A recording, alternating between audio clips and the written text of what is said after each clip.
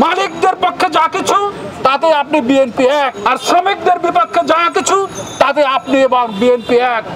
এই গল্প চলতে পারে না। 25,000 টাকা নিম্নতম মজুরি ঘোষণা করার মধ্য দিয়ে এই আন্দোলনের অবসান হবে বলে আমরা মনে করি। শ্রমিকদেরকে ব্যবহার করে কোনো জরুরি পরিস্থিতি তৈরি করার চেষ্টা করবেন না, এটা বুমেরাং হবে। আপনারা যদি মনে করেন যে এই 25,000 টাকা বেতন আপনারা শ্রমিকদের মাঝ থেকে এই করবেন, সেটা করতে পারবেন না। আমরা পরিষ্কার আপনাদের কাছে জানতে চাই, 10,000 টাকা মজুরিতে কোনো মানুষের 4 জনের সংসার চলে কি চলে না? যদি না চলে তাহলে অবশ্যই শ্রমিকরা বিক্ষুব্ধ হবে। এটা আমাদের কথা থাকতে পারে, মালিকদের ইন্ধন থাকতে পারে, সবকিছু থাকতে পারে, কিন্তু শ্রমিকের পেটে ভাত যাওয়ার কোনো জায়গা নেই। তার জন্য শ্রমিকরা রাস্তায় নেমেছে, আর এই শ্রমিকরা তাদের রক্ত দিয়ে মুক্তিযুদ্ধ করেছে। আর আপনারা এখন গল্প করছেন আপনাদেরকে কে মুক্তিযোদ্ধার কি করেছেন না করেছেন, কোথায় কি করেছেন না করেছেন সে গল্পগুলো আছে। কলকাতায় গিয়ে কে কি করেছেন সেগুলোর হিসাব কিতাবও কিন্তু রয়ে গেছে, কিন্তু সাধারণ শ্রমিকদের দাবি, সেই দাবি আপনারা পালন করেন নাই। আদমজি বাংলাদেশের ইতিহাসের সমান, অথচ বিএনপির সময় আদমজি জুট মিল বন্ধ করে দেওয়া হলো। এর হিসাব বিএনপিকেও দিতে হবে। আর আপনি ক্ষমতায় এসে বিএনপির সব খারাপ, কিন্তু তারা যে আদমজি বন্ধ করেছে তার সাথে বাকিগুলি আপনিও বন্ধ করে দিয়েছেন। অর্থাৎ মালিকদের পক্ষে যা কিছু তাতে আপনি বিএনপি এক, আর শ্রমিকদের বিপক্ষে যা কিছু তাতে আপনি এবং বিএনপি এক। এই গল্প চলতে পারে না।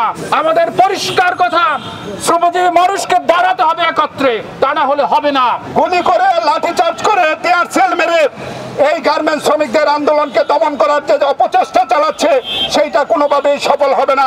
সেই জন্য আমরা বলতে চাই, যত দ্রুত সম্ভব এই 25,000 টাকা নিম্নতম মজুরি ঘোষণা করার মধ্য দিয়ে এই আন্দোলনের অবসান হবে বলে আমরা মনে করি। আপনারা কারখানার ছুটি দিয়ে শ্রমিকদের রাস্তায় নামিয়ে আবার পুলিশ দিয়ে গুলি করে শ্রমিক হত্যা করে আপনারা যদি মনে করেন যে এই 25,000 টাকা বেতন আপনারা শ্রমিকদের মাঝ থেকে এই করবেন, সেটা করতে পারবেন না। বর্তমানে গাজীপুরে এই মজুরি বৃদ্ধি গার্মেন্টস শ্রমিক আন্দোলনে 25,000 টাকার একটা স্লোগান আছে। আপনারা যদি মনে করেন এই পুলিশের গুলিতে দমন করে সন্ত্রাসী যুবলীগ দিয়ে লাঠিসোলা দিয়ে আপনারা দমন করবেন, সেটা করতে পারবেন না। আমরা পূর্বেও দেখে এসেছি, শ্রমিকদেরকে ব্যবহার করে কোনো জরুরি পরিস্থিতি তৈরি করার চেষ্টা করবেন না, এটা বুমেরাং হবে, এটা আপনার বিরুদ্ধে যাবে, আপনার পতন ঘটাবে। সংগ্রামী বন্ধুগণ, বক্তব্য শেষ করার আগে বলি, গার্মেন্টস শ্রমিকরা মজুরি বৃদ্ধিতে গার্মেন্টস শ্রমিক আন্দোলন ব্যানারে 25,000 টাকার আন্দোলন করে আসছে। এই আন্দোলন একটা নিয়মতান্ত্রিক আন্দোলন।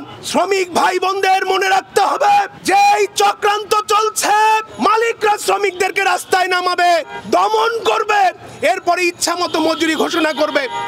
অতএব আন্দোলন হইতে হবে সুশৃঙ্খল, আন্দোলন হইতে হবে নিয়মতান্ত্রিক, এবং সতর্ক থাকতে হবে চক্রান্তের বিরুদ্ধে।